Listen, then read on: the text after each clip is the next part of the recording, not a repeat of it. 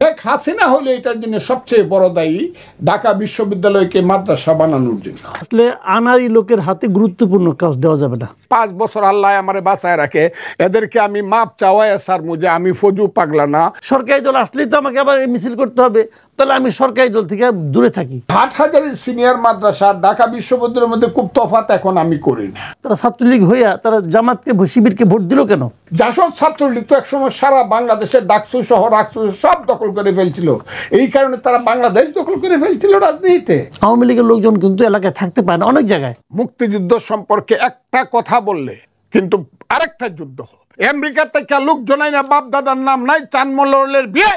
শিবির প্রথম আসছে আল শামসের তালব্যস্য, আল বদরের ব আর রাজাকারের র, এই 3টা শব্দ নিয়ে শিবির।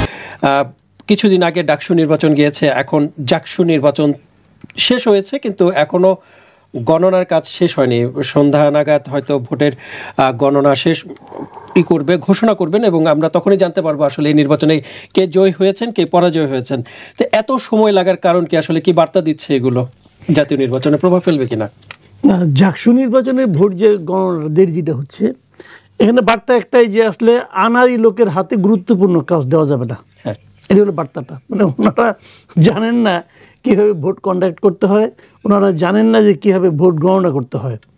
এখন যদি আপনি, এটা হলো প্রাথমিক কথা, আপনি যদি বলেন ভেতরের কাহিনী বলেন, কোনো ষড়যন্ত্র আছে কিনা বলেন, এখন ওইটা আপনি সন্দেহ করতে পারেন। যখন কিছু একটা ঘটে এরকম যেটা নাকি স্বাভাবিক নয়, অস্বাভাবিক ঘটনা ঘটে, দেখেন ওখানে ভোট কত, ভোট সাকুল্যে ভোট হলো 11,000+। তার মধ্যে যা ভোট পড়ছে ওটা হিসেব করলে হয় 8,000। তো 8,000 ভোট গুনতে ধরলাম আমি আপনার হল সংসদের 8,000, আর তার সঙ্গে আপনার ওই জাকসুর জন্য 3টা ব্যালট পেপার ছিল, ধরেন ওখানে আর 3টা ব্যালট পেপার। তো এইগুলি গুনতে আপনার 40 ঘন্টা লাগে না রে ভাই। অফিসিয়ালি 8 ঘন্টার সময় লাগার কথা ছিল, এটা লাগে না। এখন ওনারা লাগাচ্ছেন কেন? ওনারা কি কোনো ষড়যন্ত্র করছেন? ওনারা কি আপনার কাউকে মানে ডিফেম করতে যাচ্ছেন? নাকি ওনারা কি এখানে রেজাল্ট ইঞ্জিনিয়ারিং করতে যাচ্ছেন? নাকি ওনারা আসলে আনারি পারেন না? কোনটা এটা? তো যেটা নাকি সবচেয়ে মানে আপনার মোলায়েম যে শব্দটা, যে ওনারা আনারি লোক, এটাই আমি বললাম আর কি। এই জন্যই যে ওগুলি যেহেতু প্রমাণ সাপেক্ষ ব্যাপার, কিন্তু ওনারা পারছেন না। সবচেয়ে বটম লাইন হলো ওনারা পারছেন না। যারা পারছেন না তাদেরকে দায়িত্ব যারা দেয় তারাও অযোগ্য লোক এক ধরনের। এখন এটা আমি মনে করি এটা তদন্ত হোক। যেখানে এটা করতে যে একজন লোক, একজন টিচারের মৃত্যু পর্যন্ত হয়েছে, কিন্তু এটা কিন্তু ফান করার বিষয় না। তারা এতটাই ব্যর্থ যে একজন টিচারকে সে আসতে চায় না, টায়ার্ড ছিল, শরীর খারাপ ছিল, তাকে গার্ড পাঠাইয়ে তাকে নিয়ে আসা হয়েছে। এগুলি ভালো না, এগুলি মানে খুবই খারাপ। এখন যদি আমাদের জাতীয় নির্বাচনে যদি এই ধরনের লোকজনকে দায়িত্ব দেওয়া হয়, শেষ পর্যন্ত কী হবে যাই না। তো এটা তো মানে ভয়ঙ্কর একটা পরিণতির দিকে আমরা যাচ্ছি। জি, ধন্যবাদ। ফজলুর রহমান, আপনার কাছে একটু আসতে চাই যে আমরা দেখেছি যে ডাকসু নির্বাচনে ছাত্রদল সমর্থিত প্যানেলের ভরাডুবি হয়েছে, এবং জাকসু নির্বাচনেও কিন্তু ছাত্রদল নির্বাচন বর্জন করেছে। আসলে কি নিশ্চিত পরাজয় জেনেই কি এমনটা করা হয়েছে কিনা? আপনাকে অসংখ্য ধন্যবাদ। আমি বেশ কয়েকদিন আমার নিজের এলাকায় ছিলাম, কিশোরগঞ্জের ইটনামিটামু নষ্টগ্রামে, এবং এর মধ্যেই ডাকসু ইলেকশনটা হয়েছে। আমি গতকালকে ঢাকা এসেছি। আমি গত কয়েকদিন কথা বলি নাই বা বলতে চাইনি এইভাবে, তবে এলাকাতে মিটিং করেছি, সেখানে আমার বক্তব্য রেখেছি। আর কালের কণ্ঠে যখন আপনি দাওয়াত করলেন, আমি প্রথম মনে করলাম এই কালের কণ্ঠে গিয়েই তো আমার দল আমাকে শোকজ করলো, এবং দল থেকে 3 মাসের জন্য, যেটা একেবারে অপ্রত্যাশিত ছিল, আমাকে 3 মাসের জন্য কি বলবো, এটা সাসপেন্ড করলো আমার সমস্ত পদ। আমি কালের কণ্ঠ শুনেই মনে হইলো যে আল্লাহ জানে আজকে আবার যাইতেছি, আজকে আর কি। এই দেশে কেউ কথা বলে না, বিশেষ করে রাজনীতিবিদ কেউ কথা বলে না। কারণ রাজনীতিবিদদের, যারা রাজনীতিবিদ যাদেরকে বলা হয়, তাদের গায়ে কোনো কিছু আছে কিনা আমি জানি না, কিন্তু আমার গায়ে একদম পরিষ্কার, দুধের মতো পরিষ্কার। আমি সবাই চ্যালেঞ্জ করি যে আমার রাজনৈতিক জীবনে কোন ধরনের দুর্নীতি, কোনো ধরনের সন্ত্রাসী, কোনো ধরনের চাঁদাবাজি আমার জীবনে একটাও পাবে না কেউ। এই পৃথিবীতে কেউ বলতে পারবে না আমার কাছে 1 টাকা পায় বা কারো কাছে আমি 1 টাকা চাঁদা চেয়েছি। আমি দেশকে ভালোবাসি, দেশের মানুষকে ভালোবেসে একদিন যুদ্ধে গিয়েছিলাম। বাঙালি জাতির প্রতি আমার অসম্ভব একটা ঐতিহাসিক টান রয়েছে, মনের টান, আকর্ষণ রয়েছে। সেটা আমি আজকে এখানে বলে আমি 10 ঘন্টা এক নাগারে বলতে পারবো কেন আমি বাঙালি জাতির জন্য আমার মনের টান। কারণ আমি এই জাতিসত্তার মানুষ। প্রথম হইলাম আমি যখন মায়ের ঘর থেকে জন্মগ্রহণ করছি তখন মানুষ হিসাবে জন্মগ্রহণ করছি। আমি যখন আমার আওয়াজটা দিয়েছি, কান্নার আওয়াজটা, সেটা বাঙালি হিসাবে আওয়াজটা দিয়েছি। আমি যখন 7 দিন বয়স মৌলানা সাহেব যে আমার নামটা রেখেছে, আমি মুসলমানের ঘরে জন্মগ্রহণ করছি বলে মুসলমানের নামটা রেখেছে আমার। কাজে প্রথমে আমি মানুষ, তারপরে জাতিসত্তায় আমি বাঙালি, তারপরে আমি মুসলমান। এটা পৃথিবীতে সব জায়গাতে একই অবস্থা। এটা করলে কালকের থেকে আবার দেখবেন হেই বলা শুরু হয়েছে ফজলুর রহমান 3 নম্বরে মুসলমান, 1 নম্বরে মুসলমান না। কিন্তু তারা এগুলো বুঝেই না। এবং এই দেশ এই জায়গাতেই চলে গেছে এবং এই জায়গাতে চলে গেলে এই দেশ ধ্বংস হবে এবং ধ্বংসের আর কোনো বাকি নেই। ডাকসুর ইলেকশন বলেন, এই প্রশ্নটা তো করছেন, কিসের ডাকসুরিটা? ঢাকা বিশ্ববিদ্যালয় আর হাটহাজারী সিনিয়র মাদ্রাসা, বিশ্ববিদ্যালয় মাদ্রাসার মধ্যে হোয়াট ইজ দ্য ডিফারেন্স? এই হাটহাজারী সিনিয়র মাদ্রাসা প্রায় ঢাকা বিশ্ববিদ্যালয়ের সমান সমান, আমি জানি না, হতে পারে তার চেয়েও বেশি। আমি একজনকে জিজ্ঞেস বলতে 50,000-এর বেশি ছাত্র আছে। তাই হাটহাজারী সিনিয়র মাদ্রাসা ঢাকা বিশ্ববিদ্যালয়ের মধ্যে খুব তফাৎ এখন আমি করি না। ঢাকা বিশ্ববিদ্যালয়ে তফাৎ এই কারণে করি না, এইখানে কোনো রিয়েল আধুনিক জ্ঞানের কোনো চর্চা হয় না। তাহলে কি চর্চা হয় একটু বলবেন? এখানে আধুনিক জ্ঞানের কোনো চর্চা হয় না, এখানে কোনো রিসার্চ হয় না। এখান থেকে কোনো চক্ষুষ্মান লোক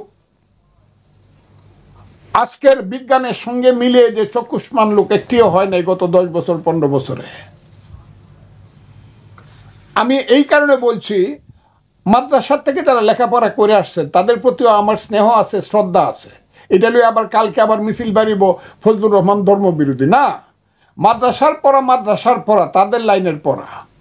আর স্কুল, হাই স্কুল, কলেজের পড়া হলো আধুনিক লাইনের পড়া। যে ছেলেটি মাদ্রাসায় ছিল তিনি তার লাইনে পড়ছেন। কিভাবে?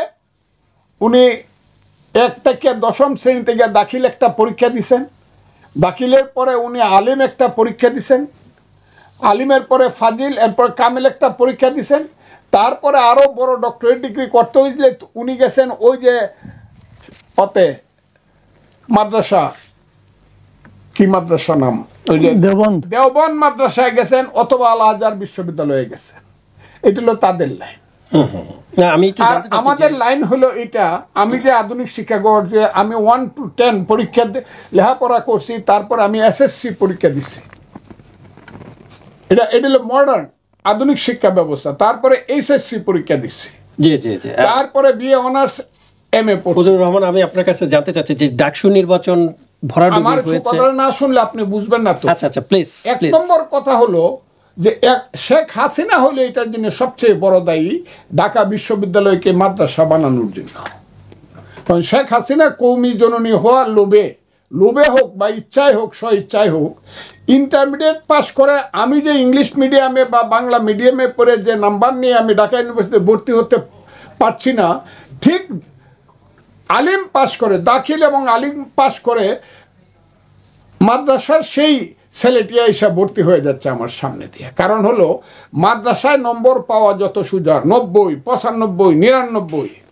আমার ইংরেজিতে শুধু অঙ্ক বাদে, ইংরেজি বা সায়েন্স বাদে, সায়েন্সও কম, শুধু ইংরেজি বাদে, শুধু মানে কি বলবো, শুধু অঙ্ক বাদে এত নাম্বার, বাংলায় আপনি যতই পরীক্ষা দেন 60 পাইতে আপনার জীবন বেরিয়ে যায়, 50। ঠিক না কথাটা? কাজেই কম্পিটিশনে এখানে যারা ইংলিশ লাইন থেকে ইন্টারমিডিয়েট পর্যন্ত পড়ে আসতেছে, মডার্ন লাইন থেকে আধুনিক শিক্ষা, তারা এসে বিশ্ববিদ্যালয়ে ভর্তি হতে পিছনে পড়ে যাচ্ছে মাদ্রাসা ছাত্রদের সঙ্গে। যে কারণে মাদ্রাসা ছাত্ররা খুব ব্যাপক হারে ঢাকা বিশ্ববিদ্যালয়ে গত 10 বছরে ভর্তি হয়েছে। ভর্তি এমন একটা অবস্থা সৃষ্টি হয়েছে, মাদ্রাসা থেকে যাদের ব্যাকগ্রাউন্ড মাদ্রাসা তারাই এখন ঢাকা বিশ্ববিদ্যালয়ে বেশি। আমি খারাপ মনে করছি না, খারাপ বলছিও না তাদেরকে। কাজে আমি এই কারণে বলছি, what is the difference between Hathazari senior Madrasa and Dhaka বিশ্ববিদ্যালয়? 1, 2, আপনি যে ডাকসু ইলেকশন বললেন, এটা কিসের ডাকসু ইলেকশন? একটা দল 17 বছর ইউনিভার্সিটি যাইতেই পারে নাই, ছাত্রদল 16 বছর যতদিন শেখ হাসিনা ছিল কোনো হলে থাকতে পারে নাই, ছাত্রদল নাম শুনলেই গলা কাটা, তাদেরকে বের করে দেওয়া হয়েছে। শিবিরকেও যাইতে দেওয়া হয় না, কিন্তু শিবির তার চরিত্র পরিবর্তন করিয়া, এটা আমি মুনাফিকি বলবো না, সে আত্মগোপন রাখিয়া তার নিজের পরিচয়, পিতৃ পরিচয় বা রাজনীতির পরিচয় গোপন রাখিয়া, আদর্শিক পরিচয় গোপন রাখিয়া সে ওই যে দলটা ক্ষমতায় ছিল সেই দলের মেম্বার হয়েছে এবং সেইখানে খুব আরামে আয়েসে রয়েছে। এবং ওই দলটা যাতে সর্বনাশ হয় সেই কারণে ওই মাথার মধ্যে হেলমেট পরিয়া, হ্যাঁ, পিটাপিটি মারামারি সব এইসব ছেলেরা করছে। এরাই আবার ভালো মানুষ সাজে যখন ওই ছাত্রলীগ সংগঠনটা বা আওয়ামী লীগের যখন দুর্দিন আসছে, তখন তারা স্বরূপে আবির্ভূত হয়ে বলছে, ফি নারী জাহান্নামা খালিদিনা ফিহা, আওয়ামী লীগ ছাত্রলীগ জাহান্নামে যাক, আমি আমার লা ইলাহা ইল্লাল্লাহু মুহাম্মাদুর রাসূলুল্লাহ, আমার ধর্মে আমি ফিরত আসলাম, আমি হইলাম জামাতের শিবির কর্মী। এবং সেই জামাতের শিবির কর্মীরা এখন ডাকসুর বিপিজিএস। কিন্তু যারা ছাত্রলীগে ছিলেন, আওয়ামী লীগের অনেক শিক্ষার্থী তো আওয়ামী লীগ এবং ছাত্রলীগের প্রতি বিরক্ত ছিলেন, কিন্তু ওনারা যদি আপনার ছাত্রলীগে থেকেই থাকেন, আবার যেহেতু ওনারা আবার নিজেদেরকে শিবির পরিচয় দিয়েছেন, শিক্ষার্থীরা কেন তাদেরকে তাহলে ভোট দিলেন? এখানে কোনো রাজনীতি নাই, নো পলিটিক্স।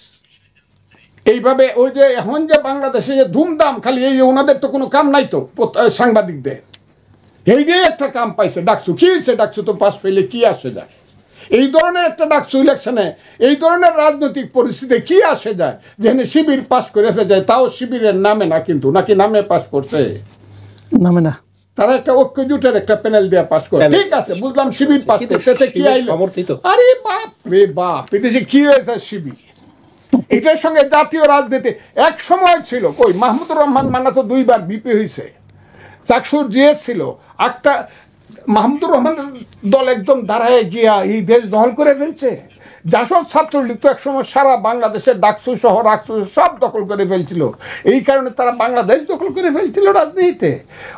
1972 সনের ডাকসুর প্রথম ইলেকশনে, যারা জানে না তারা জানে না, আমি ফজলুর রহমান জানি বইলা বলি, মুজাহিদুল ইসলাম সেলিম ছাত্র ইউনিয়নের বিপি, মাহবুব জামান জিএস, রাকসুতে তাই, চাকসুতে তাই, সব জায়গায় তারা দখল করে ফেললো। এই কারণে নেপ ক্ষমতায় চলে গেছিল, কমিউনিস্ট পার্টি ক্ষমতায় চলে গেছিল। আর একটা হারে, হ্যাঁ, একটা হারুলের ডিম একটা পাইছে, আরে বাবা রে, ইসলামী ছাত্র শিবির একবারে জামাতে ইসলামরে ক্ষমতায় লয়ে যায়। বাপের বেটা হলে ইলেকশনে আসো, নোংরা করো কেন? ন্যাশনাল ইলেকশনে আসো। ওইটা কি হয়েছে? এটা চক্রান্ত। কি চক্রান্ত বলবো? ওই আজকে আলোচনা শুনতেছিলাম, ইউটিউব না বিদেশি আলোচনা শুনতেছিলাম, who have got money in the pocket, কত টাকা করে দেওয়া হয়েছে প্রত্যেকটা হলে, কিভাবে ভোটকে প্রতারিত এবং প্রভাবিত করা হয়েছে এটা সবাই জানে। এটা জানে না শুধু বিএনপি, কারণ বিএনপি আছে সেই মুহে 12ই ফেব্রুয়ারি ক্ষমতায় গিয়া প্রধানমন্ত্রী মন্ত্রী ক্ষমতায় যায়। আমার দলের কথাই বলছি, দল আমাকে সাসপেন্ড করছে, শুধু বিএনপি জানে না। আর যারা চিন্তা করে সবাই তো জানে যে দল বিএনপি বলল আমরা স্থানীয় নির্বাচন চাই না, মেয়র ইলেকশন চাই না, উপজেলা ইলেকশন, শুধু পার্লামেন্ট ইলেকশন চাই, সেই দল কেন ডাকসু ইলেকশনে রাজি হইল? তাইলে বুঝতে হবে আইকিউতে একটু ত্রুটি আছে। বিএনপি কেন ইলেকশনে যাবে? যে শখটা জামাত এবং শিবির দীর্ঘদিন যাবৎ অন্ধকারের মধ্যে তারা সাজাইছে, অর্থ বিত্ত সব কিছু দিয়া। আমি আজকে বলতে চাই, যারা লেখাপড়া, কালকে আমার নামে মিছিল হবে, এইখানে বিশ্ববিদ্যালয়গুলো দখল করার জন্য জামাত কত চেষ্টা করে, তাদের অর্থনৈতিক খরচ কত, এটা সীমাহীন। আচ্ছা, তাহলে আপনারা কেন পারলেন না? কোনটা? এই যে বিশ্ববিদ্যালয় আপনারা টেম্পল স্ট্যান্ড এবং বাস লঞ্চ দখল করেছেন, শুনেন, জামায়াত হচ্ছে বিশ্ববিদ্যালয় প্রশাসন দখল করেছেন, আপনারা কেন পারলেন না? কোনটা আমরা পারলাম না? আমাদেরকে আমরা তো রেডি না। মানে সেই প্রতিফলন কিন্তু এখন শিবির পাচ্ছে। বিশ্ববিদ্যালয় দখল করার কারণে কিন্তু ডাকসুতে জয়ী হয়েছেন। জাকসুর ফলাফল আসলে বলা আমি তো যাবে। বললাম তো, তারা তো এই লক্ষ্যে কাজ করছে। আমরা তো শেখ হাসিনাকে সরানোর লক্ষ্যে 15 বছর কাজ করছি। সমস্ত আক্রমণটা তো আমাদের উপরে হয়েছে। আর ছাত্র সংগঠনের শিবিরের উপর তো কোনো আক্রমণ হয় না, কারণ শিবির তো খুঁজেই পাওয়া যায় না। শিবির তো সব ছাত্রলীগের ভিতরে ঢুকে গেছে। এটি তো অনৈতিকতা রাজনীতির, এটা তো immorality. This is the immorality in the politics. এই ইমোরাল শক্তি তো দিচ্ছে। আমি তো 17 বছর যাবৎ আমি জগন্নাথ হলে যাইতে পারি নাই, জোরলোক হলে যাইতে পারি নাই, মুজিব হলে যাইতে পারি নাই, জিয়া হলে যাইতে পারি নাই, কোনো হলে আমি যাইতে পারি না। আমি তো ওখানে বসি নাই, কারণ তো বললাম যে শুধু জানে না বিএনপি যে ইলেকশনটা হইলে কি হবে। কারণ বিএনপির তো এখানে এই ইলেকশন বলবে তারা, না আমরা 6 মাস পরে বা জাতীয় ইলেকশনের পরে ইলেকশন করব। এটা বলা উচিত ছিল। আচ্ছা, ঠিক আছে। এটা সব জায়গাতে হয়েছে। গত 25 বছর 30 বছর ইলেকশন হয় না। একটা ইলেকশনের জন্য আপনার কি এত তাড়াহুড়া লাগে গেল যে ডাকসু ইলেকশন করতে হবে? ডাকসু ইলেকশন তো 20 বছর যাবত হয় না। একটা ধন্যবাদ ফজলুর রহমান। আমি আপনার কাছে আসবো। জনাব মাসুদ কামাল প্রশ্ন করতে চাই যে বিএনপির স্থায়ী কমিটির সদস্য মির্জা আব্বাস তিনি বলেছেন ছাত্রলীগের ভোট শিবিরের বাক্সে পড়েছে বলেই ডাকসুতে বিশাল জয় পেয়েছে শিবির। যেই সংগঠনটির 15 বছর 16 বছর গুপ্ত অবস্থায় থাকতে হয়েছে, কোনো কর্মকাণ্ড করতে পারেনি এবং নানাভাবে নিপীড়িত নির্যাতিত হয়েছে আওয়ামী লীগ ছাত্রলীগ দ্বারা, সেই দলটিকেই আবার কেন আওয়ামী লীগ বা ছাত্রলীগ ভোট দেবেন? মানে কতটুকু যুক্তিযুক্ত এমন অভিযোগ? উনি যেটা বলেছেন, উনি তো একজন বড় নেতা, উনি বিএনপির মতো বড় দলের একদম স্থায়ী কমিটির মেম্বার। কিন্তু স্থায়ী কমিটির উপরে কিন্তু বিএনপি তার কোনো কমিটি নাই এবং বড় দলের বড় নেতা উনি। উনি যখন বলেছেন নিশ্চয়ই ওনার কাছে তথ্য প্রমাণ আছে এবং লজিকও আছে। আমার কথা হলো কি, এই লজিকটা আপনি নির্বাচনের আগে বুঝেন নাই কেন? চোর গেলে বুদ্ধি বাড়ে। এখন যখন চোরটা আসলো, আপনি চোরের সামনে সব দিয়ে দিলেন, এখন আপনি বুঝতেছেন যে এইটা হয়েছে। আগে বুঝেন নাই কেন এই যে এটা হইতে পারে? কেন বুঝেন নাই আপনি? তারাই কেন পেল না? এই বুদ্ধি নিয়ে আপনি পলিটিক্স করতে আসছেন। উনি জ্ঞানী লোক। আমি আপনাকে বলি, শোনেন, বিষয়টা হলো কি, এখানে কতগুলি বিষয়। যে ওনার কথা কিন্তু একদিক দিয়ে ঠিক। ছাত্রলীগের ভোট হয়তো জামাত পাইছে, মানে শিবির পাইছে, হয়তো পাইছে। এখন যদি পায় তাহলে দোষটা কার? শিবিরের, ছাত্রলীগের, নাকি আপনার ছাত্র দলের? আপনি পাইলেন না কেন? আপনি কেন পাইলেন না? তার মানে ছাত্রলীগের যারা ছেলে মেয়েরা আছে সবাই তো আর ছাত্রলীগের লিডার না, সমর্থক থাকতে পারে। দেখেন ছাত্রলীগ যারা করে, এটা কিন্তু মানে আওয়ামী লীগ ছাত্রলীগ, এটা কিন্তু একটা বংশানুক্রমিক দল। মানে দাদা আওয়ামী লীগ করতো, হয়তো দাদার বাপও আওয়ামী লীগ করতো, বাবা আওয়ামী লীগ করে, বড় ভাই যুবলীগ করে, এরকম কিন্তু অনেক আছে। তো তারা তো হুট করে জামাত হতে পারবে না।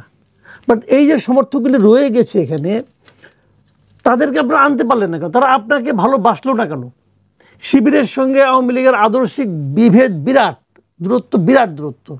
এত দূরত্বের পরেও তারা আওয়ামী লীগ হইয়া, তারা ছাত্রলীগ হইয়া, তারা জামাতকে শিবিরকে ভোট দিল কেন? এই জিনিসটা একবার বোঝার চেষ্টা করছেন? একবার বুঝেন যে কি এমন করলাম আমি যে আমাকে ভালোবাসে না, ওরে ভালোবাসে। আপনার এই নিজেকে প্রশ্ন করেন, ঘটনাটা কোথায় ঘটছে আমি আপনাকে বলি, আমি যেভাবে বুঝি। আপনি সারা দেশে যোগাযোগ করে দেখেন যে যেভাবে গত 15 বছর বিএনপির নেতাকর্মীরা এলাকা ছাড়া ছিল, এলাকায় কেউ থাকতে পারতো না, মামলা মোকদ্দমা হাজার হাজার অনেক কিছু ছিল। অনেক বিএনপির নেতাকর্মীকে আমি চিনি যারা নাকি মানে জঙ্গলে যে থাকতো, জানেন, তাদের মানে থাকতে পারতো না এই আওয়ামী লীগের অত্যাচারে। তো সেই রকমভাবে কিন্তু গত 1 বছর 1.5 বছর সময়ে, যে 5ই আগস্টের পরের থেকে আওয়ামী লীগের উপরে কিন্তু এই টর্চারটা চলছে। আওয়ামী লীগের লোকজন কিন্তু এলাকায় থাকতে পায় না, অনেক জায়গায় এলাকায় থাকতে পায় না, তাদের বিরুদ্ধে মামলা মোকদ্দমা। আচ্ছা, এই মামলাগুলি কে করছে? এই মামলাগুলির বাদী কে? আপনি একটু খবর নিয়ে দেখেন, 95% ক্ষেত্রে বাদী হলো স্থানীয় বিএনপির লোকজন। এখন সেই ফ্যামিলির একটা ছেলে ঢাকা ইউনিভার্সিটিতে পড়ে, সে দেখতেছে আমার বাবা বা আমার খালু, আমার চাচা, আমার ভাই, এরা দৌড়ের উপরে আসছে, বাড়িতে থাকতে পারে না। কার অত্যাচারে? বিএনপির অত্যাচারে। তো ওরা কি বিএনপি ছাত্র সংগঠনকে ভালোবাসবে? তাদেরকে ভোট দেবে? দেবে না তো ভাই। এটা কিন্তু একদম রিয়েলিটি। কিন্তু এই একটা কারণ। আমি আরেকটা কারণ বলি কেন মানে আপনার ছাত্রদল ভোট পেল না। একটা কারণ তো ফজলু ভাই বলছেন যে ওরা তো 18 মাস তো মানে থাকতেই পায় নাই, 18 বছর, হ্যাঁ 17 বছর ওরা তো মানে আপনার ক্যাম্পাসেই ছিল না। তাহলে কীভাবে মানুষের মধ্যে তাদের অবস্থানটা হবে? আর এরা মনে করেন ছাত্রলীগের আড়ালে ছিল, যেমন এটা সত্য, এটা কিন্তু ভাইস ভার্সা। মনে করেন আপনার আড়ালে আপনার সঙ্গে গালে গাল মিলাইয়া কাঁধে কাঁধ মিলাইয়া তারা তো ছিল, তা একটা ব্যক্তিগত সম্পর্ক তো হয়ে গেছে। আবার ওদের প্রশ্রয় এরাও আছে, সেই সম্পর্কটা কিন্তু রয়ে গেছে। কাজে ওদের ভোটটা তো এটা কিছু পাইতেই পারে। কিন্তু আরেকটা বিষয় আছে, আমি বলি আপনাকে সেই জিনিসটাও। এই আমি মনে করি আসলে ডাকসু নির্বাচনে কিন্তু জাতীয় রাজনীতির প্রভাব পড়ছে। কিভাবে সেটা বলি, বিএনপির লিডারদের সাথে আলাপ করলে দেখবেন হাটে ঘাটে মাঠে তারা যখন কথা বলেন, তাদের বডি ল্যাঙ্গুয়েজে কথাবার্তা মনে হয় কি তারা ক্ষমতায় আইসেই গেছে। খালি ফেব্রুয়ারি মাসটা বাকি, ফেব্রুয়ারি মাসটা আসলেই তারপরে থেকে তারেক রহমান মানে দেশের প্রধানমন্ত্রী হয়ে যাবেন। বিশ্বাস তাদের একটু বেশি, বিশ্বাসটা তারা কিন্তু প্রচারও করে। বিশ্বাস থাকতে পারে, বিশ্বাসের কোনো আপত্তি নেই আমার, যার যার বিশ্বাস তার মানে আত্মবিশ্বাসের কারণে কি তারা এটা প্রচার না বলি। আগে শুনেন, আগে কথাটা পুরো কথা শুনেন, তারপরে বুঝবেন আমি কেন বলতেছি। তাদের মধ্যে এরকম একটা বিশ্বাস জন্মাইছে, তারা ক্ষমতায় আসতেছে এবং সেটা তারা প্রচারও করছে। কিন্তু তারা পাবলিককে বুঝাইছে আমরা কিন্তু ক্ষমতায় আসতেছি। এখন গত 17 বছরে ক্যাম্পাসে সাধারণ ছাত্রদের জন্য আতঙ্ক কী ছিল?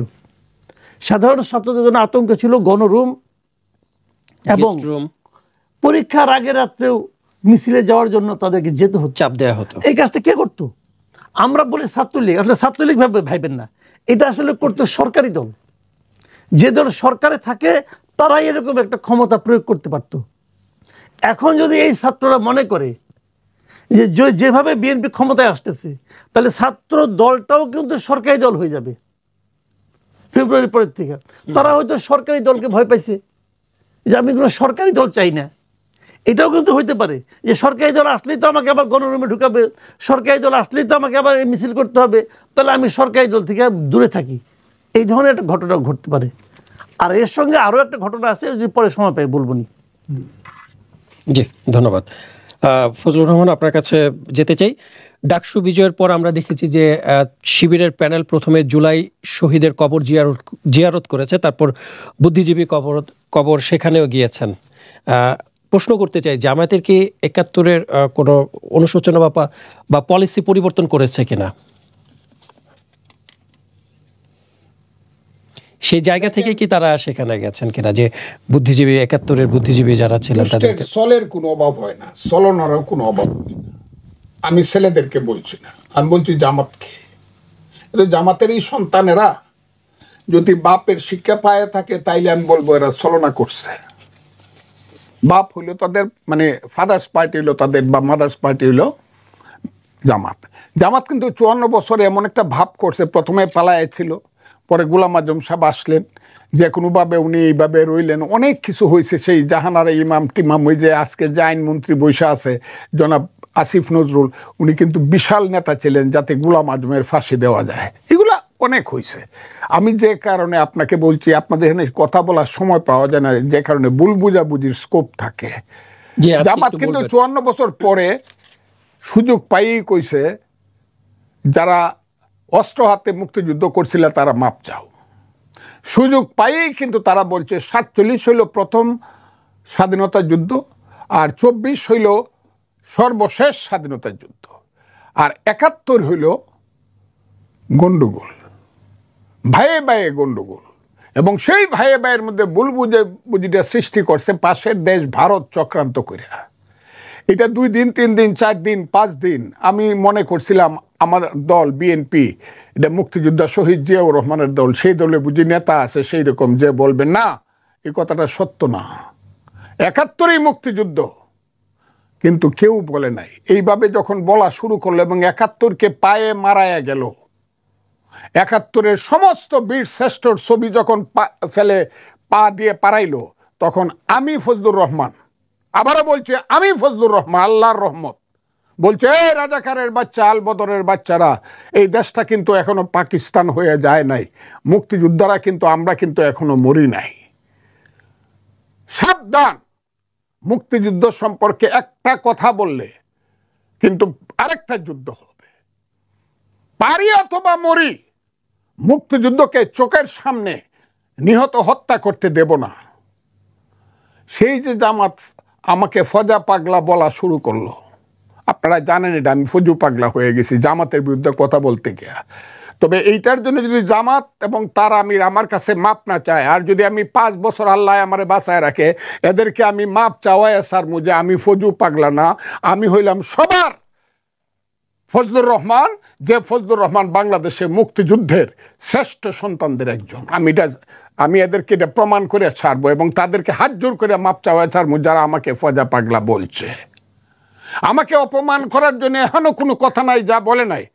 সেই জামাত ইসলাম 54 বছর পরে আমি তো বলছিলাম, হ্যাঁ বাবা জামাত ইসলাম আপনারা যদি শরিয়া আইন চান, আল্লাহর আইন চান, কোরআনের শাসন চান, যাই চান মানি, কিন্তু ইলেকশনে আসেন। কিন্তু তারা ইলেকশনে না এসে করলো কি, শুরু করলো সংস্কার, সৎকার, সমন্বয়ক, হেই একদম সাংঘাতিকভাবে পিআর হইতে হবে, জিআর হইতে হবে, তা না হলে ইলেকশন হবে না।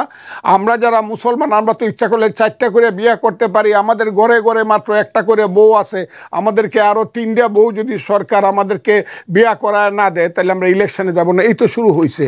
এই যে দেখেন নেপালে গত পরশুদিন ঘটনা ঘটছে, প্রধানমন্ত্রী পালায়ে গেছে, নতুন সরকার আইসা আজকে ডেট দিয়ে দিছে, মার্চ মাসের প্রথম 6 তারিখে ইলেকশন। আমি ঠিক বলছি না? ঠিক বলছি। তারাই এটার সাথে একটু যোগ করতে চাই, মানে তারা এত দ্রুত নির্বাচন ঘোষণা করেছেন, বাংলাদেশে কি শুধু বাংলাদেশের কি শুধু সংস্কার প্রয়োজন? ক্ষমতাকে দখল করতে চায়, ক্ষমতাকে ভোগ করতে চায় এবং দেশটাকে নষ্ট করতে চায় সংস্কারের নামে। আমেরিকা থেকে লোক জনাই না, বাপ দাদার নাম নাই, চানমোলের বিয়ে সংস্কার করব। 2টা কি বলবো আপনাকে, এদেরকে দেখলে পরে এখন মনে হয় যে আমার দেশটাকে ধ্বংস করার জন্য, যেহেতু আমেরিকা আমার দেশের স্বাধীনতা চায় নাই, বঙ্গোপসাগর সাগর পর্যন্ত 7ম নৌবহর পাঠাইছিল আমার দেশের স্বাধীনতা ধ্বংস করার জন্য, যেহেতু এখন আমেরিকা আমার দেশের সেন্ট মার্টিন দ্বীপ নিয়ে যাচ্ছে বা গেছে, যেহেতু করিডোর চায়, চট্টগ্রাম বন্দর চায়, সেই কারণে আজকের এই চক্রান্তকারীরা ক্ষমতায় বসে বসে জামাতের সহযোগিতা নির্বাচনটাকে বিনা কারণে দীর্ঘস্থায়ী করছে। যদি মানুষ না বুঝে, আমার কপাল খারাপ, মুক্তিযুদ্ধের কপাল খারাপ, মুক্তিযুদ্ধ ধ্বংস হয়ে যাবে। আমি তাই বলছি যে ওই যে ছেলেরা ফুল দিতে গেছে, ফল দিতে গেছে, তারা গিয়ে কি বলছে, মুনির চৌধুরী রায়ের বাজারে গিয়ে তারা কি বলছে, শহীদুল্লাহ কায়সার, মুফাজ্জল হায়দার চৌধুরী, গিয়াসউদ্দিন আর ওই জিসি দেব, যারা শহীদ হয়েছে তাদের কবরে দাঁড়ায়, শত শত শহীদের কবরে দাঁড়ায় তারা কি কইছে, তাদের পূর্বসূরির নাম কি? আমাকে বাধা দেবেন না। জি প্লিজ। তাদের পূর্বসূরির নাম হলো ইসলামী ছাত্র সংঘ। ওইটাই ছিল আল বদর, ইসলামী ছাত্র সংঘ। আর ওই নামটা তারা পরিবর্তন করে কি রাখছে? তারা রাখছে ইসলামী ছাত্র শিবির। এই তো কথাটা, শুধু সংঘের জায়গায় শিবির আসছে। বলেন তো শিবির কেন আসছে সংঘের জায়গায়? জানেন? 3টা জায়গা থেকে 3টা অক্ষর নেওয়া হয়েছে। শিবির প্রথম আসছে আল শামসের তালব্যস্য, আল বদরের ব আর রাজাকারের র, এই 3টা শব্দ নিয়ে শিবির হয়েছে। এটা বাংলাদেশের মানুষ জানে কেন? এটা কে যে নামটা করছে তিনি এখন লন্ডনে বসে আছেন। তিনি ছিলেন এই শিবিরের জাতিসংঘের ছাত্র সংঘের শহরের নেতা, যার নাম হলো, যিনি যার ফাঁসির অর্ডার হয়েছে, কি নাম তার? এই যে মাইনুদ্দিন, উনি এই নামটা দিছে যে আমরা শুধু এক বদরের নাম দা পারবো না, আল বদর হয়ে পারবো না, 3টা মিলায় রাখো, আল শামস, আল বদর এবং রাজাকার, সেই শিবির নাম। তারা গিয়ে ওখানে কি মুনাজাত করছে? কার নামে? মুনির চৌধুরীর নামে বেহেশতে যাওয়ার মুনাজাত করছে। তাহলে মুনির চৌধুরীকে মারছে কে? মুফাজ্জল হায়দার চৌধুরীকে মারছে কে? গিয়াসউদ্দিন আহমদকে মারছে কে? কে শহীদুল্লাহ কায়সারকে মারছে? কে ডাক্তার আব্দুল আলিম চৌধুরীকে চোখের ডাক্তার হিসেবে বাসার থেকে আইনা প্রথম রায়ের বাজারের সেইখানে বদ্ধভূমিতে চোখগুলা তুলছে কারা? ওরে বাবা, ওদের নামে আবার মোনাজাত করতে গেলাম তো এটা তো 2 নম্বর হইলো। আমি আপনাকে হত্যাও করলাম, আবার আপনার নামে আমি মোনাজাত পড়তে গেলাম, দুইটা অপরাধ করলাম আমি। মানে তারা কি অনুশোচনা করবেন কিনা বা করলে পরিষ্কার ভাবে মাপ চাইতে হবে কাউন্সিল করিয়া। তখন জনগণ যদি বলে তোমাদেরকে মাপ দিলাম, এটা পৃথিবীতে কোনো যুদ্ধ অপরাধী দল কোথাও পলিটিক্স করতে পারে নাই। যেমন হিটলারের দল জার্মানে পলিটিক্স করতে পারে না, মুসোলিনির দল ইটালিতে পলিটিক্স করতে পারে না। ঠিক সেই রকম তাদের মাপ চাইতে হবে। জনগণ ইচ্ছা করলে ক্ষমা দিতেও পারে, কিন্তু একজন ব্যক্তি ছিলেন, আমি এই কারণেই তো বলি, একজন মহান ব্যক্তি ছিলেন, উনি হৃদয়ে ছিলেন বিশাল, কিন্তু উনার হৃদয়টা এত নরম ছিল, উনার ক্ষমার সুযোগে আজকে আলবদর রাজাকাররা তার মাথায় প্রস্রাব করে, তার বাড়ি পুড়াইয়া দেয়। ধন্যবাদ। মাসুদ কামাল, একটু জিজ্ঞেস করতে চাই যে ছাত্রদলের চাঁদাবাজি, দখলবাজি এবং বিভিন্ন সময় গণমাধ্যমে সংবাদ হয়েছে এবং তারা জনগণের পালস বুঝে না, আবার শিক্ষার্থীদের পালস বুঝেনি। শিবির শিক্ষার্থীদের পালস বুঝে নানা কর্মসূচি দিয়েছে, প্যানেল দিয়েছে, অন্যদিকে ডাকসু নির্বাচনে প্যানেল দিতে ছাত্রদল দেরি করেছে। আমি এটি বিভিন্ন শ্রেণী পেশা মানুষের বক্তব্যগুলো বলছিলাম। শিক্ষার্থীদের পালস না বোঝার কারণে কি ডাকসুতে তাদের বিপর্যয় হয়েছে কিনা, ফল বিপর্যয় এবং পরাজয় হয়েছে কিনা? দেখেন, এটা একটা কারণ হতে পারে, একদম হুবহু এইভাবেই হয়েছে আমি তা বলবো না। কতগুলি বিষয় আছে, যেমন ধরেন যে কথাটা নাকি ফজলু ভাই আগেও বলছেন, আমিও বললাম, যে আসলে পালস বুঝতে গেলে তো আপনার হাতটা ধরতে হবে না। আপনি আমার হাতে, আমার যদি পালস বুঝতে চান, সেই পালস ওই পালসই বলছি আমি আর কি। আপনি পালস বুঝতে হলে তার তো কাছাকাছি তো যেতে হবে। তো ছাত্রদল তো তাদের কাছাকাছি যেতেও পারেনি অনেকদিন। শেষে যখন তারা একটা হল কমিটি করলো, সেই হল কমিটি করার ক্ষেত্রে কিন্তু বাধা দেওয়া হয়েছে। কে বাধা দিছে? এই শিবির থেকে দিছে। শিবিরে তারা যদিও বলছে সাধারণ ছাত্র শিবিরের উদ্যোগে হয়েছে, তার মানে তারা কিন্তু ওখানে কোনো হল কমিটি করতে দিতে চায় না। অন্য কোনো পলিটিক্যাল পার্টি, অন্য কোনো মানে ছাত্র সংগঠন হলে আসুক, এটা কিন্তু তারা চায় নাই। তো এখন একটা ছাত্র সংগঠন থাকতে পারে, যেমন শিবির যে কাজটা করছে, ওরা কিন্তু এটা সত্য, এটা অস্বীকার করার কোনো উপায় নেই। ওরা কিন্তু নানা ধরনের আপনার এই কি বলে কর্মসূচি দিয়েছে, শিক্ষার্থীদেরকে পড়াশোনাও করিয়েছে এবং বিভিন্ন হলে পানির ফিল্টার, মানে নানা কিছু। আমি কথাগুলো বলি, আমি বলি, আমাকে হেল্প করতে হবে না, বলতে পারবো। তো তারা এগুলো যখন করেছে, তো এগুলি অন্য কেউ করবে না আপনি ভাবেন কেন? আপনি মনে করেন মোট হলের মনে করেন 2000-3000 স্টুডেন্ট আছে, আপনি তার মধ্যে 500 জন করলেন, আরও হয়তো 200 জনের দরকার হতে পারে। এখন যদি একটা ছাত্র দলও আসে, তারাও করতে পারতো, আপনাদের এটা দেখে হয়তো করতো যে এনারা এত বছর ধরে করতেছে, আমিও করি। কিন্তু তাদেরকে তো আপনি হলে ঢুকতেই দিলেন না। আগে আওয়ামী লীগ ঢুকতে দেয় নাই তাদের স্বৈরাচারী আচরণের মাধ্যমে, আর আপনারা ঢুকতে দিলেন না যে হলে কোনো রাজনীতি চলবে না। তাহলে আপনারা কোনটা করতেছেন? এবং আবার ইউনিভার্সিটি কর্তৃপক্ষ বলতেছে যে না, কোনো গুপ্ত রাজনীতি চলবে না। তাহলে রাজনীতি এবং গুপ্ত রাজনীতি একটা ক্যাটাগরি আছে, তাহলে গুপ্ত রাজনীতিটা কে করতেছে? তো এই যে বিষয়গুলো আপনাদের তাদের ঢুকতে দেন নাই, ঢুকতে দেওয়া উচিত ছিল। তো এই জায়গাটাতে আপনি যদি স্টুডেন্টদের সঙ্গে আপনি হলে ঢুকতেই না দেন, তাহলে তারা স্টুডেন্টরা কী চায়, এই পালসটাই আপনি বুঝবেন কীভাবে? এবং এই পালসের জন্য আপনিও যে একটা ওষুধ দিয়ে বসে আছেন, এটা দেখাবে দিবে কীভাবে? সেই সুযোগটা তারা পায় নাই। কাজেই আপনি তুলনা করতে পারেন, কোনো সমস্যা নাই। তুলনা তো হচ্ছে, এই স্টুডেন্টরা, আমাদের ঢাকা ইউনিভার্সিটির স্টুডেন্টরা অনেকভাবে তুলনা করছে, কিন্তু বাস্তবতাটাকে আমি বলি, বাস্তবতাটা হলো ঢাকা ইউনিভার্সিটির স্টুডেন্টরা আসলেই এবার শিবিরকে ভোটটা দিচ্ছে।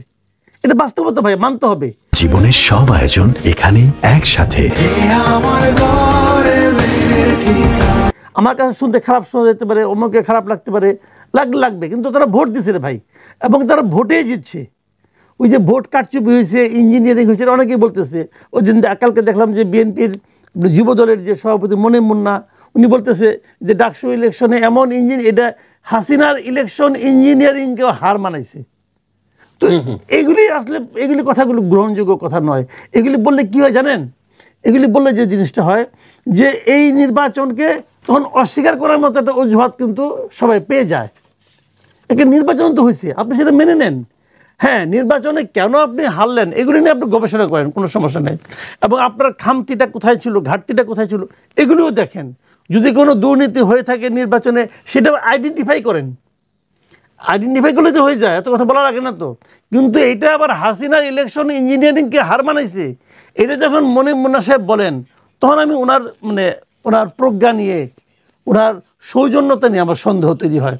কারণ হাসিনা ইলেকশন ইঞ্জিনিয়ারিং কী ছিল আমরা দেখছি যে অর্ধেকের বেশি আসলে কোনো ইলেকশনই হয় নাই, ওনারা ক্ষমতায় চলে গেছেন, ওটা হলো ইঞ্জিনিয়ারিং। রাতে ভোট হয়ে গেছে, ওটা ইঞ্জিনিয়ারিং। আমি আর ডামির ভোট হয়েছে, এটা ইঞ্জিনিয়ারিং। এই ইঞ্জিনিয়ারিংকে হার মারানোর ক্ষমতা কারো আছে বলে আমার কাছে মনে হয় না। জানি না প্রদীপ ভাই কী বলবে, তো যাও, তো ওইটা হলো ইঞ্জিনিয়ারিং। কাজে এই ধরনের সুইপিং কমেন্ট একটা সিনিয়র লিডারের কাছ থেকে আমি আশা করি না। যে একটু এটার সাথে একটু যোগ করতে চাই, ছোট করে জানতে চাইবো যে এই যে জামাতের এক শিবিরের যে প্যানেল যারা জয়ী হয়েছেন তারা যে বুদ্ধিজীবী, একই প্রশ্ন করতে চাই, বুদ্ধিজীবী কবরস্থানে যে দোয়া করেছেন, ৭১-এর মুক্তিযুদ্ধ যারা শহীদ হয়েছে বুদ্ধিজীবী যারা ছিলেন তাদের কবরে গিয়েছিলেন, জানতে চাই যে এগুলো কি শিবিরের রাজনৈতিক কৌশল কিনা, অথবা এটা রাজনৈতিক? শোনেন, এখানে এটা হলো কি যে কথাটা ফজলু ভাই বলেন, খুব সিরিয়াস কথা কিন্তু বলছেন, যে ওরা যে মোনাজাত করছে, তার মোনাজাত করে কি বলছে, কি বলছেন? বলছেন যে আল্লাহ এদের বেহেশত নসিব করো, বলছেন এটা। আচ্ছা, সঙ্গে সঙ্গে এটা বলেন নাই এদেরকে যারা হত্যা করছে তাদেরকে তুমি জাহান্নামে পাঠাও, এটা বলছেন? This is the point. তারা ওখানে যে কী বলেছেন এটা আমার জানার খুব আগ্রহ, আমার মানে কৌতূহল, আসলে কৌতূহল। কিন্তু মানে উনি বলার পরে না মাথার মধ্যে খেললো যে তাই তো, ওনারা ওখানে যে কী বলছেন, এই লোকগুলি তো স্বাভাবিক মৃত্যু হয় নাই। তাদেরকে স্বাধীনতার আগ মুহূর্তে জনগণ বুঝছেন যে নিশ্চিত পরাজয়, বুঝতে পেরে তাদেরকে আপনি ধরে নিয়ে যান, মানে চোখ মুখ বাইন্দে গুলি করে মেরে ফেলেছেন। তো এই লোকগুলির কবরস্থানে যে আপনি যে কবর জিয়ারত করলেন, আল্লাহর কাছে কি চাইলেন, কি বললেন? এদের হত্যাকারীদের বিচার চাইছেন? ইহকালে তো হলো না, যে পরকালে চাইছেন কিনা? যদি চান সে প্রকাশ্যে বলেন, আমরা খুশি হই, তাহলে আমরা বুঝতে পারি আপনাদের নৈতিকতা জায়গাটা একটা চেঞ্জ আসছে। শুনেন, এই যে স্টুডেন্টগুলো, এরা কিন্তু কেউ রাজাকার না, এদের দাদা হয়তো রাজাকার ছিল, অথবা কিছু ছিল, অথবা ছিলই না, কেউ ছিল না, হতে পারে। কিন্তু রাজাকার কিন্তু এখানে ব্যক্তি না, রাজাকার শব্দটা এখানে ব্যবহৃত হচ্ছে একটা মানসিকতা হিসাবে। আপনাকে এভাবে জিনিসটা বুঝতে হবে, এটা একটা মানসিকতার নাম। তো সেই মানসিকতা যদি আপনার এখন থাকে, তো মুক্তিযুদ্ধের 100 বছর পরে একজন লোক রাজাকার হতে পারে ওই মানসিকতাটার কারণে। তো আমরা ওইটাই জানতে চাই যে আপনাদের সেই মানসিকতাটা এখন কোথায় আছে, এটা ক্লিয়ার করেন। এটা ক্লিয়ার করলে তো কোনো সমস্যা নাই, তাহলে আপনারা আরও জনপ্রিয় হবেন। আগামীবার যদি আপনার এই মানসিকতা সবাই বুঝতে পারে, তাহলে আপনাকে আরও বেশি ভোটে পাস করাবে।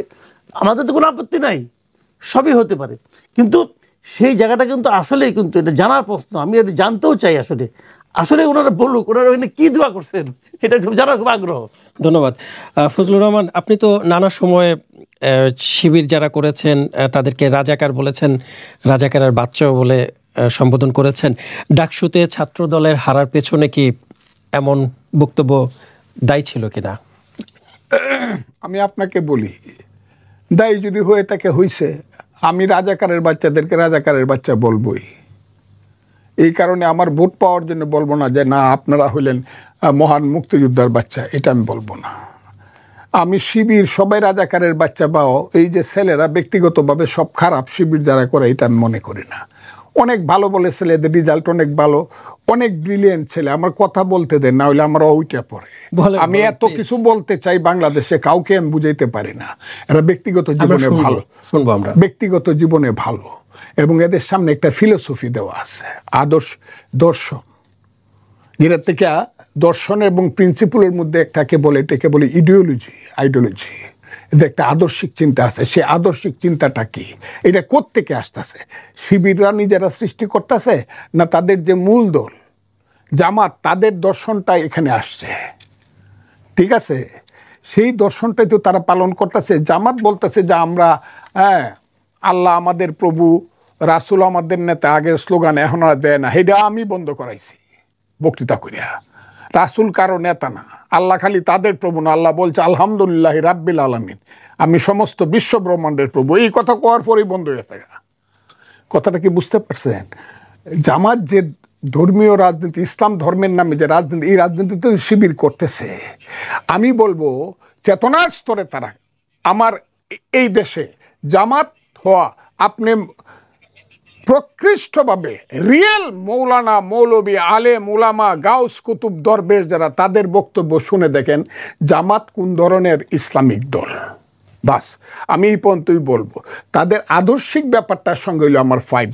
এই ছেলেরা কিন্তু আমার সন্তানের মতো, এরা ব্রিলিয়েন্ট ছেলে পেলে। কিন্তু আমার কাছে মনে হয়, আমার দৃষ্টিতে মনে হয় এই ছেলেদের মাধ্যমে বাংলাদেশের যে 18 কোটি মানুষ, পরবর্তী সময়ে যে 50 কোটি মানুষ হইতে পারে 100 বছর পরে দেশ, এদের মুক্তির কোনো ধরনের নিশানা মানুষ পাবে না এই ছেলেদের কাছ থেকে। এরা নিজেরা ওই ধর্মের নামে মানুষকে আরো কিছুদিন মজা টজা করে এরা চলে যাবে। আর এদের নেতৃত্বে বাংলাদেশের মানুষ আইসা পড়বে এটা দিল্লি হনুজ দুরস্ত, অসম্ভব। আমি বললাম যে কারণে জামাত নির্বাচনে যাইতে চায় না, বিভিন্ন ধরনের প্রোগ্রাম দেয়, বাহানা করে, এবং এইটা একমাত্র দেশকে এখন আপাতত বাঁচাইতে পারে বিএনপি। আমার বিএনপি তো আপনাকে আপাতত বাঁচাইতে, আমাকে বহিষ্কার করুক, আমি আমার সাথে এটা কি বিশেষ কোনো গোষ্ঠীর চাপে ভালো করছে বিএনপি, কিন্তু আমি বিএনপির কাছে আশা করব যে আপনারা এই দেশকে বাঁচান। কারণ জামাতেরা হইল স্বাধীনতা বিরোধী চিন্তা, স্বাধীনতা বিরোধী দর্শন, তার তো একটা দর্শন আছে ইসলামের নামে। আপনার দর্শন কি এটা বলেন? 3টা পি না হইলে একটা দল হয় না। 3টা পি: 1 ফিলোসফি, 2 প্রিন্সিপল, 3 প্রোগ্রাম। 3টা পি হইতে হবে, এবং 3টা পির সঙ্গে আপনাকে আত্মস্থ হইতে হবে, তাহলে আপনার দল রাজনীতিতে দাঁড়াবে। ছোট করে জানতে চাচ্ছি যে আপনার বাসায় তো যে একটা মবের সৃষ্টি হয়েছিল, আমার যারা মবের সৃষ্টি হয়েছিল তারা আজকে গতকালকে ধরা পড়ছে, এবং ডাকাতি মামলায় ওই যে মেয়েটা, এদের জন্য আমার মায়াও লাগে। এদেরকে নষ্ট করলো কে? জামাতে ইসলাম। হাজার হাজার টাকা দেয় এদেরকে, দিয়ে মানুষকে অপমান করায়। জামাত কি বুঝতেছেন এই দেশে তাদেরও থাকতে হবে, আমরাও থাকবো? যেভাবে আমাদেরকে অপমান করানো হচ্ছে, এইটা কি হতে পারে নাকি? যেভাবে স্লোগানগুলো, এই যে মেয়েটা স্লোগান বানাচ্ছে আমার নামে, যে স্লোগান গাছের ডালে কাউ, আরে আমাকে রাজাকার কে কয়? আমি নাকি মুক্তিযোদ্ধা না? ওই যে ভাদ্র মাসে এক ধরনের কুত্তা আছে, এইগুলোরে বলা হয় নেরি কুত্তা, গেউ গেউ করে সারা রাত ঘুমানো জন্য এদের যন্ত্রণায়। এই নেরি কুত্তাদের উত্তর আমি দেব না। আমার নাম ফজলুর রহমান, আমি আবারও বলি আমার নাম ফজলুর রহমান। আমি নেরি কুত্তাদের, যারা আমাকে বলে আমি মুক্তিযোদ্ধা, নেরি কুত্তাদের কথার উত্তর আমি শুধু একটা কথা আপনাকে বলি, শুনেন।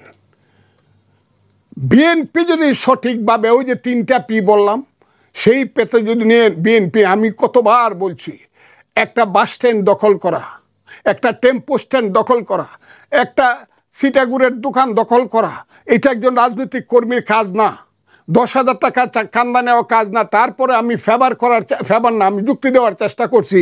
বিএনপির একটা কর্মী 3 বছর জেল খাইতে দেখছে, তার স্ত্রী পরনে কাপড় নাই, সন্তানের চিকিৎসা নাই। আচ্ছা 10,000 টাকা নিচে আপনারা মাফ করে দেন। কিন্তু জামাত যে ব্যাংক দখল করছে, ইন্স্যুরেন্স কোম্পানি দখল করছে, জামাত যে শেয়ার মার্কেট দখল করছে, সমস্ত হাউজিং সিলেটে দখল করছে, জামাত যে সমস্ত ব্যবসা, রাজশাহীতে 13,000 কোটি টাকা ব্যবসা দখল করছে, আর জামাত দখল করছে শিক্ষা ব্যবস্থা, স্বাস্থ্য ব্যবস্থায়, university, engineering university, Dhaka university, রাজাকারের বাচ্চারা ঢাকা ইউনিভার্সিটির ভাইস চ্যান্সেলর। সহ্য হয় না, গায়ের চামড়া তুলে ফেলতে ইচ্ছা করে, নিজের গায়ের চামড়া, তাদের না।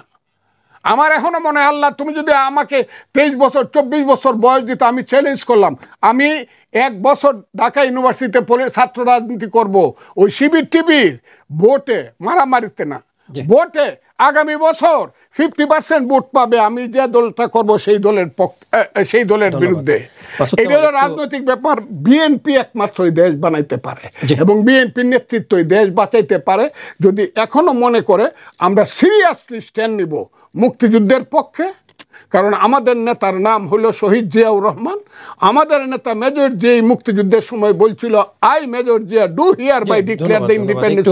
আমি আসবো আপনার কাছে, আবার আসবো, অবশ্য অনেক কিছু জানার আছে আপনার কাছ থেকে। যদি দেশ বাঁচাতে চায়, বিএনপি কে মুক্তিযুদ্ধের পক্ষে স্ট্যান্ড নিতে হবে প্রকাশ্যে। হ্যাঁ, আসবো আমি আপনার কাছে। মাসুদ কামাল, একটু জানতে চাচ্ছি যে, একটু ভিন্ন বিষয়ে যেতে চাচ্ছি এখন। আমরা তো অন্তর্বর্তী সরকারের কিছু উপদেষ্টা আছে যারা ভারত বিদ্বেষী এবং ভারতকে নিয়ে কথা বলছে, কিন্তু ভারতে তো আমরা আবার ইলিশও পাঠাচ্ছি, আবার তাদের কাছ থেকে আমরা বিদ্যুৎ নিচ্ছি। মানে বন্ধুর প্রতি বিদ্বেষ, আবার বন্ধুর কাছ থেকে নেয়া, কিভাবে দেখবেন? আমি বলি আপনাকে, রাজনীতির মাঠের বক্তব্য আর রাষ্ট্রের সঙ্গে রাষ্ট্রের কূটনীতি এটা একরকম না। মানুষে মানুষে প্রেম আর দেশে দেশে প্রেম এক জিনিস না, একভাবে হয় না। ইদানিং না হয় ভারতের সঙ্গে চীনের একটু সম্পর্ক ভালো হয়েছে, ইদানিং হয়েছে, আগে কিন্তু খুবই খারাপ ছিল। দূরত্ব ছিল। হ্যাঁ, খুবই দূরত্ব ছিল। যখন খুবই দূরত্ব ছিল যখন আজকে থেকে 1 বছর আগে 2 বছর আগে যখন নাকি চীনের সঙ্গে ভারতের মারামারি কাটাকাটি একদম, তখনও ভারত সবচেয়ে বেশি পণ্য আমদানি করতো চীন থেকে। আপনি খবর নিয়ে দেখেন, সবচেয়ে বেশি আমদানি করতো চীন থেকে। তার মানে কূটনীতি আর রাজনৈতিক বক্তব্য এক না রে ভাই। এই যে আমাদের এই সরকারটা ক্ষমতায় আসছে, কিন্তু যে হাসিনা দেশ বিক্রি করে দিয়েছে এই কথা বলার মাধ্যমে। হাসিনা ভারতের সঙ্গে গোপন চুক্তি করছে, দেশ বিক্রির গোপন চুক্তি করছে, বলছে না? হ্যাঁ, এই ধরনের অভিযোগ দিতে আসছে, উঠেছিল। আচ্ছা, ভালো কথা। এরা তো ক্ষমতা আসছে 1 বছর হয়ে গেছে। 1 বছরে কয়টা চুক্তি বাতিল করছে ভাই বলেন তো আমাকে? কয়টা চুক্তি বাতিল করছে পর্যন্ত? তো এটা হলো কি মাঠ গরম করার জন্য। আমাদের সমাজে কিছু লোক আছে, এরা মনে করেন এগুলো শুনতে ভালোবাসে। হাসিনার বিরুদ্ধে আন্দোলন করতে, মানে আপনার ইন্ডিয়ার বিরুদ্ধে, ভারত বিরুদ্ধে আন্দোলন করতে পছন্দ করে। তারা মনে করে যে এটাই আমার দেশ, মানে আমরা মানে স্বাবলম্বী হয়ে গেলাম। আজকালকার দিনে বুঝছেন, এই পৃথিবীতে এক দেশের সঙ্গে কোনো পৃথিবীর কোনো দেশ একা একা বাঁচতে পারে না। আপনি বলেন যে আমি কারোর সঙ্গে থাকবো না, কারোর সঙ্গে মিশবো না। আরে পেঁয়াজটা করতে আনবেন? এত কিছুর মধ্যে তো ওই জন্য তো পেঁয়াজ আসলো না। এখন যদি যারা এই সমস্ত আন্দোলন করেছে যে আমরা ভারতের সঙ্গে নাই, অমুক নাই তমুক নাই, তারা কি ভারতে পেঁয়াজ খায় না? কেন খায় না? খাইলেই পারে, বেশি দাম লোকাল পেঁয়াজ খায়। এইগুলো হলো জানেন মাঠ গরম করার কথাবার্তা। আচ্ছা, তো ইলিশ দেওয়াটা এটা রাষ্ট্রীয় কারণেই দিচ্ছে। এখন বলেন যেহেতু ইলিশ দিছে, অতএব এই সরকার ভারতের কাছে বিক্রি করে দিচ্ছে দেশ, এটা বলবেন না আপনি? এটা তো বলবেন না। বলেন তাহলে, বলে আন্দোলন করেন। ধন্যবাদ। একটু যোগ করতে চাই, একটু নেপালের দিকে আমরা একটু যেতে চাচ্ছি, যে সেখানে তো সম্প্রতি একটি বিক্ষোভ হয়েছিল এবং সেই বিক্ষোভে আপনার সরকার পদত্যাগ করেছে এবং গতকালকে অন্তর্বর্তী সরকার প্রধান দায়িত্ব নিয়েছেন, 5-6 মাসের মধ্যে নির্বাচনের ঘোষণাও দিয়েছেন। সেখানে কি সংস্কারের দরকার ছিল না? সব সংস্কার কি বাংলাদেশে দরকার? একটু জানতে চাই। এটা খুব ভালো কথা বলছেন আপনি। নেপাল যেটা করছে, তারা হয়তো কে জানে, আমার তো মনে হয় তারা বাংলাদেশ থেকে শিক্ষা নিছে, এটা হইতে পারে। কারণ তারা দেখছে একইভাবে তাদের এখানে আসছে এবং তারা এটাও দেখছে যে বাংলাদেশে এরকম সময় নিয়ে সংস্কার করতে গেলে শেষ পর্যন্ত পরিণতিটা কী দাঁড়ায়। তারা তো এখান থেকে শিক্ষা নিছে যে ওই ঝামেলায় আমরা যাব না, জনগণের হাতে ছেড়ে দেবো, জনগণ ঠিক করবে। এবং যারা শর্টকাট পথে গেছে ভালো, যারা এই বিক্ষোভে অংশ নিয়েছেন তারা কিন্তু ঘরে ফিরে গেছেন, কেউ ক্লাসে ফিরে গেছেন। বাংলাদেশে কিন্তু আমরা দেখছি যারা অংশ নিয়েছেন তারা উপদেশ গেছেন, সচিবালয়ে গেছেন, যে মন্ত্রী হয়েছেন, দেশ চালাচ্ছেন। একই প্রশ্ন করবো ফজলুর রহমান আপনার কাছে। একই প্রশ্ন আমি বলে গেছি প্রথমেই, যে সংস্কার আমি বলে গেছি ওদের দেশটা এখন পড়ছে মানুষের হাতে, যারা রিয়েল মানুষ, যারা চলে গেছে তারা কি, আমি সেটা বলবো না খারাপ না ভালো, কিন্তু এখন যাদের পর তারা রিয়েল মানুষ। আর আমাদের দেশটা পড়ছে বাটপারদের হাতে। মানে তারা তো ঘরে ফিরে গেছে, তারা না, যারা দেশটা যাদের হাতে পড়ছে এখন, বাটপারদের হাতে পড়ছে, আদম ব্যাপারীর হাতে দেশ পড়ছে। টাকা নিল, বিদেশেও পাঠায় না, টাকাও ফেরত দেয় না। পরে টাকা ফেরতের সময় যখন বেশি তাগিদ দিছে তখন বলছে কালকে আইসো টাকা দিয়ে দিব। কালকে লোক গেছে, যে টাকা দিছে ওই বাটপারের কাছে গেছে, বাটপার বলছে যে মিয়া টাকা তোমাকে দিয়ে দিব, আজকে আমি টাকা দেওয়ার ব্যবস্থা করতেছি। হ্যাঁ, তাহলে তো খুব ভালো। এই যে মিয়া দেখো আমার হাতে কতগুলা তেঁতুলের বিচি, কতগুলো আছে? আছে অনেকগুলো। ওই যে আজকেই আমি তেঁতুল গাছ লাগাবো তেঁতুলের বীজ থেকে, এবং তেঁতুল গাছ বড় হইলে পরে হেঁটে কত তেঁতুল হবে তোমার হিসাব আছে? তোমাকে আমি সেই দিন টাকা দিয়ে দিব, একদিনও দেরি করব না। এই যে তেঁতুল গাছ লাগাইছে, এদের নাম কি বলবো? এই সব লোক রে, এখন আমি কেন বাঙালি, কেন বাংলাদেশের 18 কোটি মানুষ এই আমেরিকান নাগরিকদেরকে এখনো দেশে বসায় রাখছে, চক্রান্তকারীদেরকে কেন মানুষ ধরে না তাদেরকে? কিসের সংস্কার? প্রতিদিন একটা কথা পাইছে সংস্কার, আর এই করছে এই করছে। সংস্কার যদিও এত ভালোই হইতো, এতই হইতো, তো এতদিনে হয় না কেন? তাইলে নিজেদের, আমার কথাটা খুব বোঝার চাই। আমি যাই না তো সংস্কার, আমার ডাকলে যাইতামই না। আমি ইলেকশন কবে দিবা ডেট ঘোষণা করো, পরে দেখবো না পার্লামেন্টে কিভাবে সংস্কার। তোমরা কি আমি কথাটা বললাম, অন্যায় সংস্কার যদি করে এবং সেই সংস্কার যদি সংবিধানের বিরুদ্ধে হয়, সেই সংস্কারের বিরুদ্ধে কিন্তু আন্দোলন হবে। আমরা অনুষ্ঠানের শেষ পর্যায়ে চলে এসেছি, তো একটু ছোট করে জানতে চাইব। কিছুদিন আগে জনপ্রশাসনের সাবেক সচিব ফয়জুল আলমকে তার বাসা থেকে গ্রেফতার করা হয়েছে এবং সরকার তো বলেছিলেন যে তার বিরুদ্ধে যত সমালোচনা করা যায় করুক, কিন্তু এখন দেখা যাচ্ছে যে সমালোচনা করলে গ্রেফতার করা হচ্ছে। তাহলে বিগত সরকারের মতোই যে যারা সমালোচনা করবেন তাদেরকে গ্রেফতার করা হবে। এর সাথে একটু যোগ করতে যে মঞ্চ ৭১-এর একটি অনুষ্ঠানটা ডিআরইউতে হয়েছিলেন, সেখানেও কিন্তু মুক্তিযুদ্ধের পক্ষে কথা বলতে গিয়ে গ্রেফতার হয়েছেন। তারা বলছেন যে আমরা মুক্তিযুদ্ধের পক্ষে কথা বলে কি আমাদের কি সমস্যা, এমন প্রশ্ন করেছেন। আমি এটার মুক্তিযোদ্ধা হিসাবে আমি চরম নিন্দা জানাচ্ছি এবং তাদেরকে দ্রুত মুক্তি দেওয়ার আমি আহ্বান জানাচ্ছি সরকারকে। আর আবু আলম সাহেব সম্পর্কে যা বলছেন, আবু আলম শহীদ খান সম্পর্কে, আমি তার মতো আমি তাকে ছাত্র রাজনীতি করতে দেখেছি। একটা হলের, তিনি মহসিন হলের বিপি ছিলেন, ছাত্র রাজনীতি করেছেন, প্রগতিশীল লোক। উনি 3 বার সারা বাংলাদেশের সমস্ত জনপ্রশাসনের মানে অফিসার্স ক্লাবের উনি ছিলেন মূল ব্যক্তি, সচিব ছিলেন বোধহয়। আমি তার মতো ব্রিলিয়েন্ট লোক খুব কম পাইছি। এইরকম মানুষগুলাকে, এমনকি যে সচিব শফিকুর ফয়জুল আলম, না ভুইয়া, ভুইয়া শফিকুল ইসলাম, তাদেরকে যেভাবে গ্রেপ্তার করতেছে, এই দেশে কি কোনো মানুষ থাকবে না?